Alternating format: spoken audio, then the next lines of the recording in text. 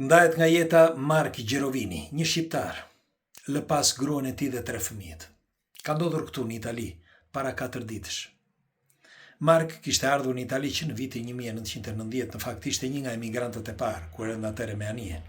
Fillimisht u vendos në Puglia, por duhet të dini që gjithë zona e jugut, ashtu siç në çdo jug të çdo shteti, janë pak racistë dhe për më tepër edhe pagesat janë më të ulta.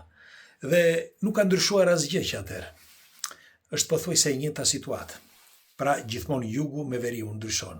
Në fakt, Mark e kishte kuptuar me njerë dhe u ngjit, sepse pasi ndonjë infarkoje në Puglia, u ngjit sipër në Cuneo.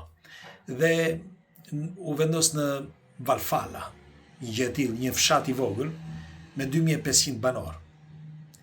Dhe me njerë kuptuan që ishte i Zoti për krahasitje, për të punuar në fruta dhe jeshile. Dhe e punësuan, njeriu që e punësoi mbajti aty për vite të tërë si një fëmijën e tij. Në fakt ai kishte lënë gruan, ishte 23 vjeç atëre, kishte lënë gruan në Shqipëri dhe u nis drejt Italisë. Me shpresë që të fillonte një jetë të re, të mund të rregullonte edhe familjen, e kështu që të mund të jepte shpresë si vetë familjes por edhe vetes. Dhe jeta është kaq e egër ndonjëherë. Mark kishte lindur në Shkodër, në një fshat të Shkodrës. Kishte, mos gaboj, vetëm 2 fëmijë në atë kohë, kur u nis, ishin të vegjël ende. Dhe kur erdhi në Itali, kaloi një kohë. Me sa kuptova, sepse nuk shkruhet, aq sa lexova, nuk e njihja personalisht, por është historia e një shqiptari, një bashkëdhetari ton. Ndaj po e tregoj.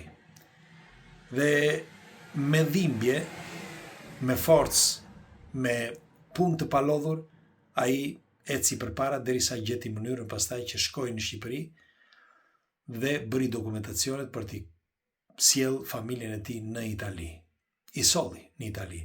Dhe filloi punën e shoqja, bashortja e tij, dhe pastaj fëmijët filluan që të studionin këtu në Itali. Dhe dal nga dal u rritën. Mark me kalimin e kohës u specializua në fushën e agrikulturës. Dhe sepse ishte një nga krahasitësit më të mirë që ekzistonte në Cuneo, të paktën kështu shkruhet. E shkruan edhe La Stampa, një nga gazetat më të rëndësishme. Padyshim nëse flet për të, do të thotë që ai ishte bërë jo vetëm një specialist në këtë fushë, por padyshim ishte bërë dhe një njeri i vyer për shoqërinë, njëkohësisht edhe i respektuar. Dhe ka qenë ky shkaku, besoj, që kanë folur mirë dhe vazhdojnë të flasin mirë për të. Mirë po jeta është, si thash, ndonjëherë të përplas pa e kuptuar. Dhe nuk dihet tani, ose ja punuan, ose ndodhi vetvetiu, por sidoqoftë 7 muaj më parë, ai zbuloi për Bindshin. Zbuloi që ishte një fulminant. Dhe luftoi gjatë, sepse thuhet që shpenzoi jo vetëm para, por edhe shumë kohë që të kuptonin ekspertët që çfarë ishte ky tumor dhe si mund të luftoi. Por asgjë. Ishte kaq fulminant sa brenda 7 muajve e theri, e zhduku. E bëri që para 4 ditësh të mos jetonte më. Dhe kështu që la 3 fëmijët dhe gruan, sepse një fëmijë më duket i lindi këtu në Itali, më vonë. Dhe të vjen keq sepse pikërisht në një moment kur duhet të vazhdonte jeta e tij në momentet më të bukura, sepse 59 vjeç. Nuk e di më kuptoni apo jo. Sa e rëndë është. Jo vetëm për bashkëshorten e tij, por edhe për fëmijët. Me një fjalë ai luftoi deri në këtë pikë, të lufton me një fjalë me mishe me shpirt, si gjithë bota, nuk diskutohet, por në momenti që duhet të ishte mirë që të gëzonte këtë jetën dhe kohën me fëmijët dhe me familjen, pikërisht në këtë moment shuhet. Pra, çfarë i mbetet njeriut, më thoni ju? Ndonjëherë thua, pse është kaq mizore jeta. Para ca kohësh më kam prekur shumë një histori. Dhe nuk dua ta kujtoj se e di që prekem. Ku një burr i mirë, vërtet i mirë, nuk ka njeri në atë zonë ku ai jetonte që nuk flet mirë për atë njeri. Që të gjithë, nuk ka të mëdhenj dhe të vegjël. E megjithatë, ai vdiq. Dhe ende sot, kur ma tregoi njeriu që ishte afër pranë tij, ka mbetur, më preku shumë. Dhe aty u shpreha, thash fjalën që ndoshta nuk duhet ta them, apo ndoshta duhet menduar mirë. Ku është Zoti, thash, ku është? Pse duhet të marri një njeri të tillë, një njeri të mirë? Dhe përgjigja e njërit nga fëmijët të tij ishte sepse Zoti merr me fjalën, sepse ne kur shkojmë në një lëndin marrim lulet më të bukura. Nuk marrim ato të vyshkurat dhe të prishura. Ishte një përgjigje e fortë, por edhe e dhimbshme. Dhe atë që po mendoj edhe për Markun. Ndoshta pikërisht kështu. Marku, nëse të gjithë flasin mirë për të, do të thotë që ai ka qenë njeri i mirë. Dhe unë nga ana ime, ndoshta dhe ju, nga ana juaj, nëse dëshironi,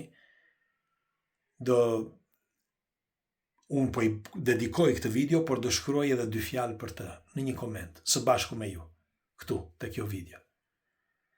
Për t'i dhënë kurajo fëmijëve, por edhe ngushëllime bashkëshortes së tij. Sepse është një moment i vështirë, ka 4 ditë që ka ndodhur. Dhe padyshim do të lësh shenjë të madhe, jo vetëm tek bashkëshortja, por edhe tek familja, tek fëmijët, për tërë jetën. Sepse çfarë do mbajnë mend fëmijët? Sa po filloi jeta, edhe për ta. Sa po filloi jeta, besoj që ndoshta është sistemuar dhe me familjen, ishte momenti që janë sistemuar, padyshim. Kanë marrë ndonjë shtëpi dhe ndoshta e kanë blerë. Dhe është fillimi, sepse duhen të paktën 20-30 vjet që një emigrant të mund të marrë një shtëpi, të paktën. Nuk po flasim për ata që bëjnë puna të mëdha dhe u shkon mirë. Për shembull, artistët ndonjëherë, ose këngëtarët ndonjëherë, apo dhe raste të tjera që mund të marrësh të ardhura që mund të japin mundësinë për një shtëpi. Por pjesa dërmuese e emigrantëve, po thuaj 90% që është jetë e vështirë për ta, u duhet të paktën 20-30 vjet që mund të marrin një shtëpi. Dhe unë besoj që nëse kishin kaluar vite, mendoj që ndoshta një shtëpi e kishin. Dhe pikërisht ky ishte momenti që duhet ta jetonte jetën. Megjithatë, pres komentet tuaja, ju përqafoj dhe jetofshi pafund, shqipe, kudo që t'jeni. Vetëm shëndet. Ju dua fort. Natën.